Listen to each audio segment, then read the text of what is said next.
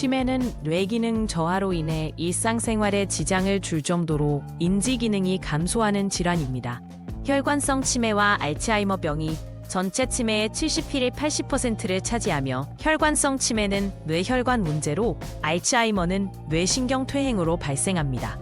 2023년 기준 한국 65세 이상 노인 10명 중 1명이 치매를 앓고 있으며 연간 10만 명 이상이 새로 진단받습니다. 두 질환은 원인과 증상에서 뚜렷한 차이를 보입니다.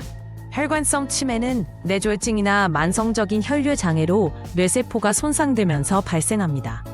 반면 알츠하이머병은 아밀로이드 베타 단백질의 비정상적 축적과 타우 단백질의 변성이 주 원인입니다. 흥미롭게도 혈관성 치매 환자의 30%에서 알츠하이머 병리도 함께 발견됩니다.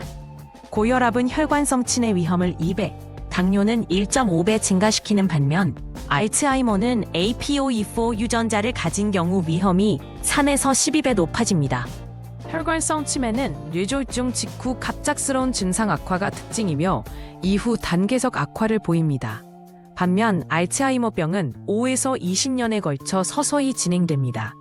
연구에 따르면 혈관성 치매 환자의 60%에서 증상이 계단식으로 악화되며 알츠하이머 환자는 매년 인지기능이 3에서 5%씩 선형적으로 감소합니다.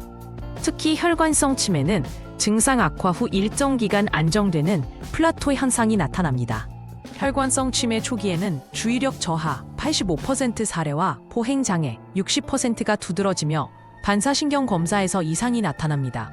알츠하이머는 최근 기억 상실 90%과 언어장애 65%가 주요 증상입니다.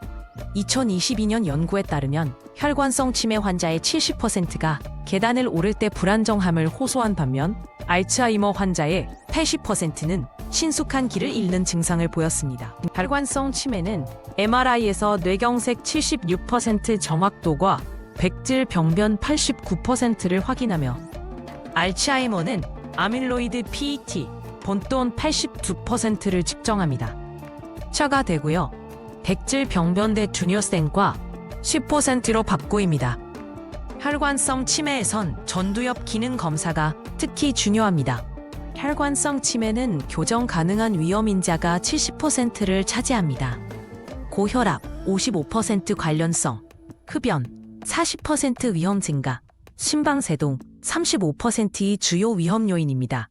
알츠하이머는 유전적 요소, APOE4 유전자 40에서 65% 관련과 65세 이상 연령, 내 5년마다 위험 2배 증가이 중요합니다. 흥미롭게도 교육 수준이 낮을수록 알츠하이머 위험이 3배 높아지며 두 질환 모두 운동 부족이 약 30% 위험을 증가시킵니다. 혈관성 치매는 아스피린 등 항혈소판제 효과성 45%와 혈압 조절 위험 30% 감소의 핵심입니다. 알츠하이머는 아세틸콜린 분해 효소 억제제 50% 증상 완화와 메만틴, 중증 환자 40% 개선을 사용합니다. 2023년 새로 승인된 아두카누맙은 아밀로이드 제거에 초점을 맞췄으나 효과 논란이 있습니다. 혈관성 치매 환자의 60%는 혈류 개선 후 인지 기능이 안정되는 반면 알츠하이머 치료는 증상 진행 지연에 그칩니다. 혈관성 치매에선 유산소 운동, 주 3회 30분, 인지기능 25% 향상과 지중해식 식단, 발생 위험 30% 감소의 효과적입니다. 알츠하이머는 인지훈련, 퍼즐, 독서 등이 진행 속도를 20% 늦추며 사회적 활동은 우울증 위험을 40% 줄입니다. 연구에 따르면 두 질환 모두 충분한 수면, 7달 8시간이 뇌 건강에 중요하며 혈관성 치매 환자는 체중 관리, BMI 18.5, 24.9 유지가 특히 필요합니다.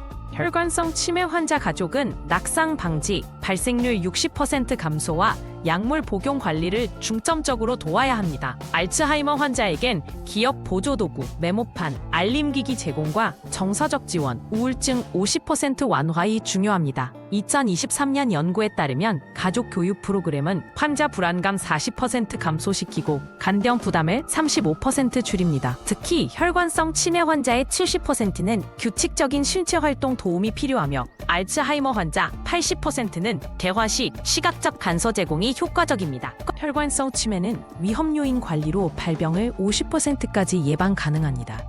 알츠하이머는 신경 영양인자 BDNF 증진 활동이 30% 예방 효과가 있습니다. 현재 120여 개의 신약이 임상시험 중이며 2023년 항체 치료제 레카네마비 3상 시험을 마쳤습니다. 두 질환 모두 정기적인 검진, 40세 이상 2년마다과 두뇌 활동 유지가 중요합니다. 최근 연구에서는 장내 미생물과 치매의 연관성 25% 영향도 주목받고 있어 예방법의 새로운 지평이 열리고 있습니다.